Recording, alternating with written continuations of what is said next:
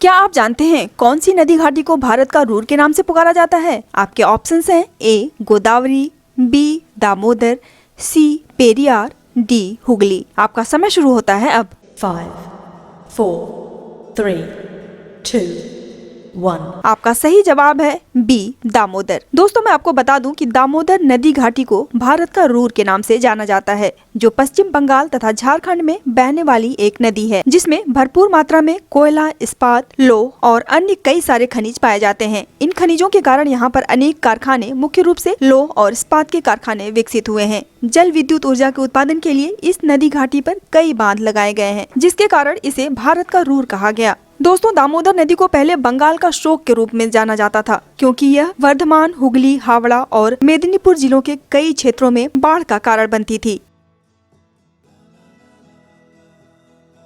क्या आप जानते हैं शांत घाटी कहाँ स्थित है? आपके ऑप्शंस हैं ए तमिलनाडु, बी हिमाचल प्रदेश, सी केरल, डी अरुणाचल प्रदेश। आपका समय शुरू होता है अब। 5, 4, 3, 2, 1। आपका सही जवाब है सी केरल। दोस्तों मैं आपको बता दूं कि शांत घाटी राष्ट्रीय उद्यान केरल के पलक्कड़ जिले में नीलगिरी की पहाड़ियों में स्थित है, जो 89 वर्ग किलोमीटर क्षेत्र में है। यह अपनी घनी जैव विविधता के कारण मशहूर है। अंग्रेजों ने इसका नाम शांत घाटी रखा, क्योंकि यहाँ शोर मचाने वाले कीड़ों की कमी थी। शांत घाटी को 1984 में राष्ट्रीय उद्यान घोषित किया गया और औपचारिक रूप से वर्ष 1985 में इसका उद्घाटन किया गया। स्थानीय हिंदू पौराणिक कथा के अनुसार कहा जाता है कि पांडव वनवास के दौरान केरल पहुँच गए, जहाँ वे इस जादुई शांत घाटी में आ गए।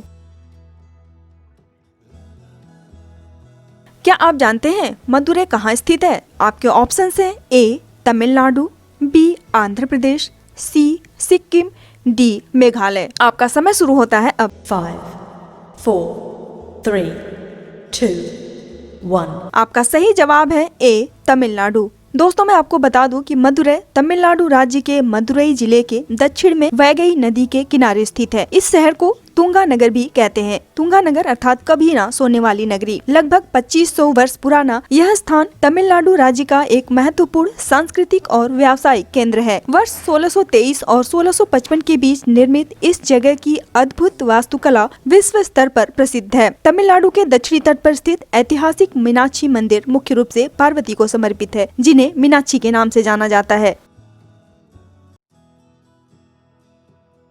क्या आप जानते हैं भारतीय वानस्पतिक सर्वेक्षण का मुख्यालय कहाँ स्थित है? आपके ऑप्शंस हैं ए कोलकाता में, बी लखनऊ में, सी दार्जिलिंग में, डी इनमें से कोई नहीं। आपका समय शुरू होता है अब। 5, 4, 3, 2, 1। आपका सही जवाब है ए कोलकाता में। मैं आपको बता दूं कि भारतीय वानस्पतिक सर्वेक्षण बोटेनिकल सर्वे ऑफ इंडिया संस्थान का मुख्यालय कोलकाता में स्थित है, जो पर्यावरण, वन और जलवायु परिवर्तन मंत्रालय के अधीन है। इसकी स्थापना सर जॉर्ज किंग के निर्देशन में 13 फरवरी 1890 को हुई थी। इसका उद्देश्य देश के पौधों के संसाधनों की खोज एवं आर्थिक गुणों के साथ पौधों की प्रजातियों की पहचान करना था। वर्तमान में केंद्रीय पर्यावरण, वन और जलवायु परिवर्तन विभाग मंत्री श्री भूपेंद्र यादव जी हैं, जिन्होंने मार्च 2022 में भारत की पर्यावरण स्थिति रिपोर्ट 2022 जारी की।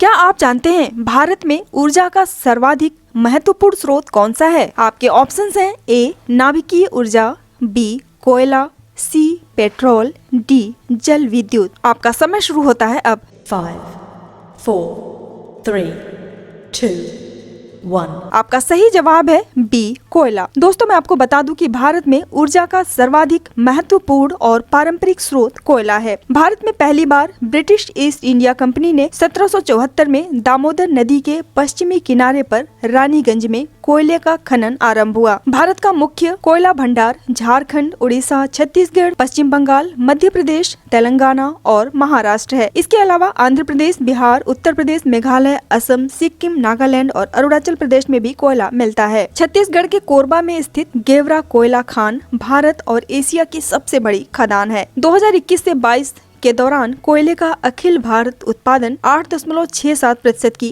सकारात्मक वृद्धि के साथ 778.19 मिलियन टन था। तो दोस्तों है ना इंटरेस्टिंग। इस तरह के और भी मजेदार जनरल नॉलेज की वीडियोस देखने के लिए हमारे चैनल को फटाफट सब्सक्राइब कर लीजिए और इस वीडियो को प्लीज लाइक कर दीजिए और शेयर कर दीजिए। और अगर कोई सजेशन है तो प्लीज उसे कमेंट बॉक्स में लिखकर हमें जरूर बताइएगा, हम उसे जरूर फॉलो करेंगे दोस्तों। तो मिलते हैं अगले वीडियो में, तब तक के लिए बाय बाय।